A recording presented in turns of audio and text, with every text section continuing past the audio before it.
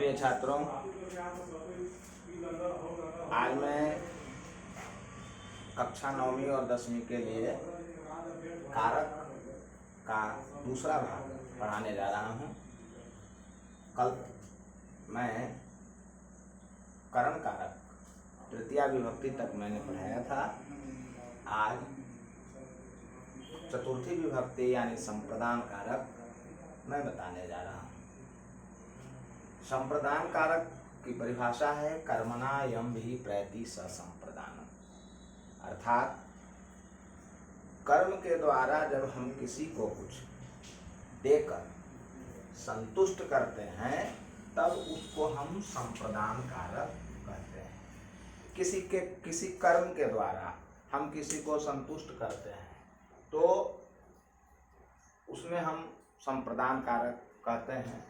कर्म के द्वारा जब हम किसी को कुछ देकर संतुष्ट करते हैं तब उसे हम संप्रदान कारक कहते हैं। और संप्रदान कारक में चतुर्थी विभक्ति होती है। चतुर्थी विभक्ति होती है। जैसे एक उदाहरण है, वह ब्राह्मण के लिए वस्त्र देता है। अब ब्राह्मण के लिए वस्त्र दिया जा रहा है तो वह यानी कर्ता देकर संतुष्ट कर रहा है किसको? तो ब्राह्मण को। इसलिए इसे हम संप्रदान कहते हैं। संप्रदान का मतलब होता भी है कि किसी को हम कुछ दे दें तो फिर वापस न लें, वो हम उसको संप्रदान कहते हैं। अब इसका हम संस्कृत बनाएंगे कि सह ब्राह्मणाय वस्त्रं ददाति। ब्राह्मण के लिए वस्त्र देता है। इसी में हम ब्राह्मणेभ्यः भी लगाते हैं, ब्राह्मणेभ्यो भी लगाते हैं, क्योंकि जब संख्या के अनुसार हम विभक्ति का बहुत विभक्ति में वचन का प्रयोग करते हैं। तो यहाँ पर आप समझ गए होंगे कि संप्रदान कारक यानी कर्मणा यम भी प्रैति ससंप्रदानम, कर्म के द्वारा जब हम किसी को कुछ देकर संतुष्ट करते हैं उसे हम क्या कहते हैं? तो संप्रदान कारक कहते हैं। और संप्रदान कारक में चतुर्थी विभक्ति होती है। सीधा बात यह समझना है कि जिस शब्द के अंत में को के लिए हो वो संप्रदान कारक होता है और उसमें चतुर्थी विभक्ति का प्रयोग करते हैं। अब हम चतुर्थी विभक्ति का प्रयोग करने के लिए कुछ सूत्रों को देख लेंगे और ये सूत्रों को जब हम याद रखेंगे तो आसानी से विभक्ति का प्रयोग कर लेंगे और फिर मेरा अनुवाद बन जाएगा।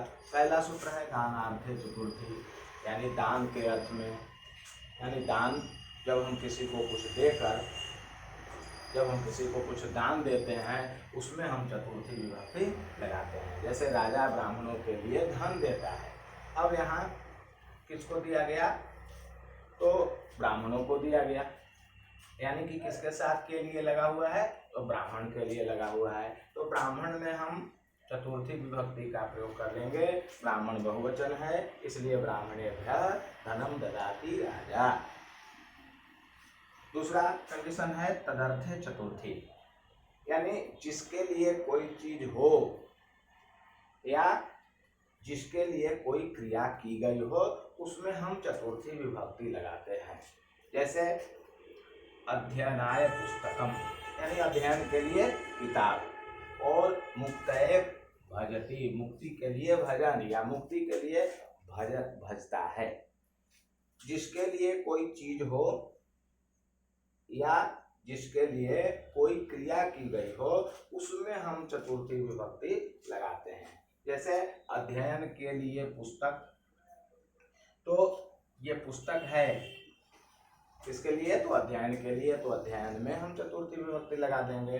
और फिर कहता है कि जिसके लिए कोई क्रिया की गई हो, अर्थात ये भजती यानी भजता है, इसलिए मुक्ति के लिए, इसलिए हम मुक्ति में चतुर्थी विभक्ति लगा करके मुक्तये और अध्ययन में चतुर्थी विभक्ति लगा करके हम अध्ययनाय बना लेते हैं।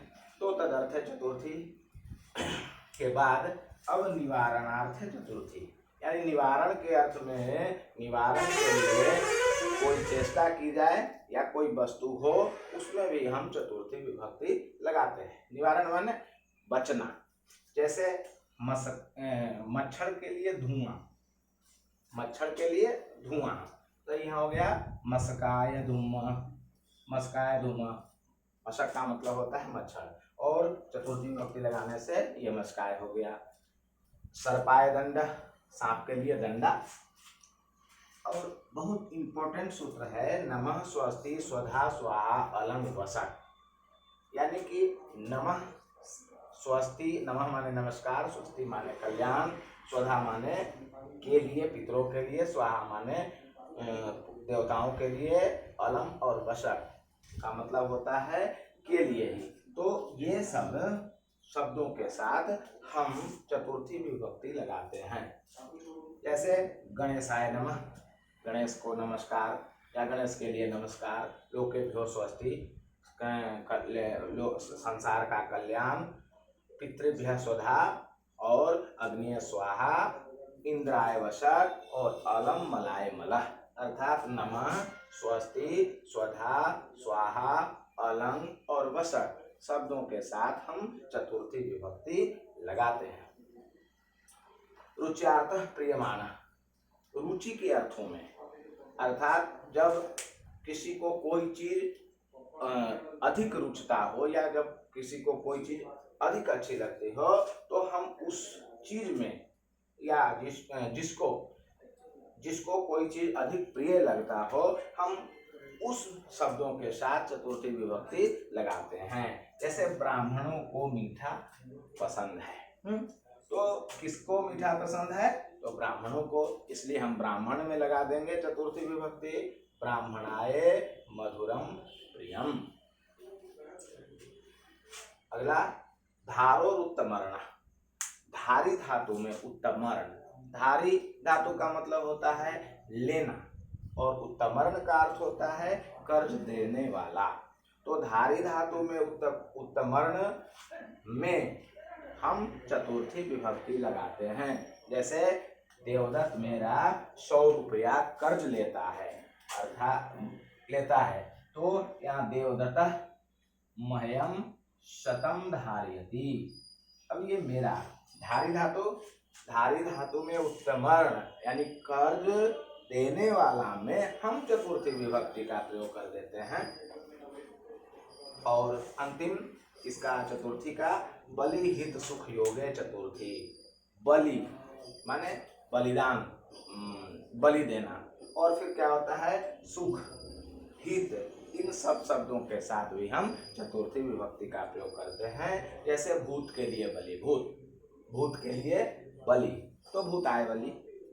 छात्र के लिए हित, छात्राय हितम, और तुम्हारे लिए सुख, तो तुभ्यम सुखम। कुल मिलाकर के बात ये हुआ कि चतुर्थी विभक्ति में किसी को देकर के हम कोई चीज संतुष्ट करते हैं, उसे हम चतुर्थी विभक्ति कहते हैं। और उस चतुर्थी विभक्ति में यानी संप्रदान कारक कहते हैं, और चतुर्थी विभक्ति में हम संप्रदान कारक में हम चतुर्थी विभक्ति का प्रयोग करते हैं। और दानार्थे चतुर्थी, तदर्थे चतुर्थी, निवारणार्थे चतुर्थी, नमः स्वस्ति स्वधा स्वाहा अलम वसट, रुच्यार्थे प्रियमानः धारोरुत्तमर्णः, और बलि हित सुख योगे चतुर्थी में इन सब अवस्थाओं में हम चतुर्थी विभक्ति का प्रयोग करते हैं। ध्रुवोपाय अपादान, अर्थात अपादान कारक। अपादान कारक की परिभाषा है ध्रुवोपाय अपादान, अर्थात दो वस्तुओं के अलग होने पर स्थिर वस्तु को हम अपादान कहते हैं। ध्रुव माने होता है स्थिर, और कहने का मतलब है कि जब दो वस्तु आपस में अलग हो और जो स्थिर रहे, हम उसे अपादान कहते हैं। और अपादान कारक में पंचमी विभक्ति होती है। जैसे पेड़ से पत्ते गिरते हैं, अब ये पत्ते गिरते हैं पेड़ से, पत्ते गिरते हैं पेड़ से, तो पत्ता गिर रहा है, पेड़ स्थिर है, तो दो वस्तु जब अलग हो और जो स्थिर रहे उसी में हम पंचमी विभक्ति यानी उसको हम अपादान कारक कहते हैं और अपादान कारक में पंचमी विभक्ति लगाते हैं। अब इसलिए पेड़ का संस्कृत वृक्ष होता है और आप पंचमी विभक्ति का प्रयोग करके वृक्षात बनाए और फिर पत्राणी पत्ते पत्र का बहुवचन पत्राणी होता है और गिरते हैं। तो ये क्रिया बहुवचन की है इसलिए पत्राणी पतंती हुई और पेड़ ध्रुव रहने के कारण हम पेड़ में पंचमी विभक्ति यानी वृक्ष में वृक्षात लगा करके बनाए। तो अब हुआ बात कि दो वस्तु के अलग होने पर जो स्थिर रहने वाली वस्तु होती है हम उसे अपादान कारक कहते हैं और अपादान कारक में पंचमी विभक्ति लगाते हैं। दूसरा उदाहरण, वह गांव से आता है। वह गांव से आता है। तो ये गांव जो कहते हो जहां है वहीं स्थिर रह जाता है लेकिन वह आ जाता है। तो जहाँ जो स्थिर रहता है उसमें हम पंचमी विभक्ति का प्रयोग करके गांव से का संस्कृत ग्रामात बनाए और फिर क्या होता है आगच्छति, वह गांव से आता है। अपादान कारक फिर से समझ लें कि जब दो वस्तु अलग हो और जो स्थिर हो हम उसी को अपादान कारक कहते हैं और अपादान कारक में पंचमी विभक्ति का प्रयोग किया जाता है। अब पंचमी विभक्ति का प्रयोग करने के लिए हम कुछ प्रमुख नियमों को ध्यान में रखते हैं और जिसके कारण हम पंचमी विभक्ति का प्रयोग कर लेते हैं। तो पहला नियम है भित्रार्थानां भय हेतु। भी यानी डर, त्रा माने होता है रक्षा, तो भय भी और त्राण, ठीक है, भी और त्राण धातु के योग में हम पंचमी विभक्ति का प्रयोग करते हैं। भी का मतलब होता है डर या भय और त्रा यानी त्राण का अर्थ होता है रक्षा। तो जहाँ भय और रक्षा जैसे शब्द मिल जाएं हम उसमें पंचमी विभक्ति का प्रयोग करते हैं। देखें, शिष्य गुरु से डरता है। अब शिष्य गुरु से डरता है तो गुरु शब्द में हम पंचमी विभक्ति लगा करके गुरु बना देते हैं तो शिष्य गुरु विभेति हो जाएगा।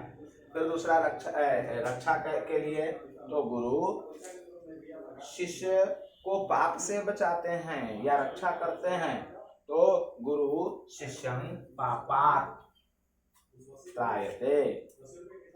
इस तरह से भय और त्राण धातु के योग में पंचमी विभक्ति का प्रयोग हम करते हैं। दूसरा है आख्यात प्रयोगे पंचमी, अर्थात जिससे नियम पूर्वक विद्या सीखी जाए उसमें, जिससे नियम पूर्वक विद्या सीखी जाए उसमें हम पंचमी विभक्ति लगाते हैं। जैसे गुरु से वेद सीखा जाता है तो क्या हुआ, गुरो वेदम अधीते। तीसरा है भुवः प्रभवश्च, अर्थात जहां से कोई चीज निकले हम उस चीज में, उस जगह में हम पंचमी विभक्ति लगा देते हैं। जैसे गंगा हिमालय से निकलती है तो गंगा निकल रही है कहाँ से, तो हिमालय से। तो हम जहाँ से जो चीज, जहाँ से कोई चीज निकले तो उस स्थान में हम पंचमी विभक्ति लगाते हैं। तो गंगा हिमालय, गंगा कहाँ से निकल रही है, हिमालय से निकल रही है तो हिमालय शब्द में पंचमी विभक्ति लगा देते हैं। तो गंगा या हिमालय गंगा प्रभवती। अगला है बहिर्योगे पंचमी, अर्थात बाहर के योग में, बाहर का मतलब होता है आउट, माने बाहर के योग में हम क्या करते हैं कि पंचमी विभक्ति लगाते हैं। अर्थात गांव से बाहर सरोवर है तो ग्रामात वही सरह, गांव से बाहर सरोवर है तो ग्रामात वही सरह। ये बना दिए। अब एक और है आंग मर्यादा विधयो, अर्थात सीमा और व्याप्ति में अगर आ उपसर्ग लग जाए, तेन बिना मर्यादा तत्सहित अभिविधि में आ उपसर्ग लगने पर हम पंचमी विभक्ति का प्रयोग करते हैं, जैसे आग्रामात आगच्छति और अबाल्यात ब्रह्मचारी। अनेक गांव से आता है और मतलब एक सीमा है, एक मर्यादा है कि वह बाल्यकाल से क्या है, तो ये ब्रह्मचारी है। कहता है कि सीमा और व्याप्ति